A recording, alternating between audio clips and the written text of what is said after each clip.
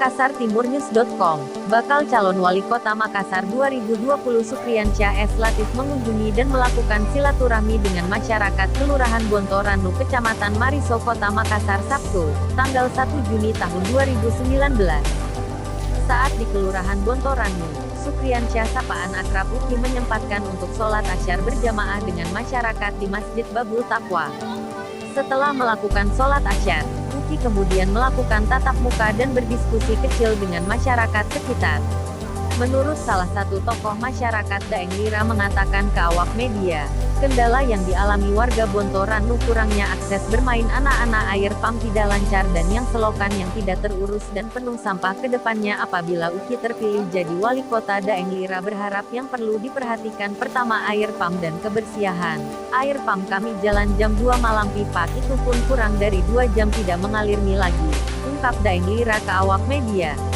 Di tempat yang sama Uki menyampaikan perihal keluhan warga ke awak media. Menurutnya di tempat yang padat penduduk seperti ini, mereka membutuhkan tempat bermain untuk anak-anak agar masa kecil mereka bahagia, ungkap Uki. Tak hanya itu, kata Uki, fasilitas pelayanan air bersih nampaknya juga tak dirasakan oleh sebagian masyarakat yang ada di Kelurahan Bontoranu. Warga butuh pelayanan air bersih. Warga sangat berharap kepada pemerintah akan hadirnya program pelayanan air bersih untuk masyarakat di tempat ini. Artinya pemerintah harus hadir, ini tak boleh dibiarkan, tuturnya. Selain itu, Uki berharap jika kedepannya ia diberikan kesempatan untuk menjadi wali kota, Uki juga akan mengupayakan untuk hadirnya ruang kubilek yang ramah keluarga seperti taman bermain anak-anak di pinggiran kota. Kita harus manfaatkan fasum dan fasos yang ada.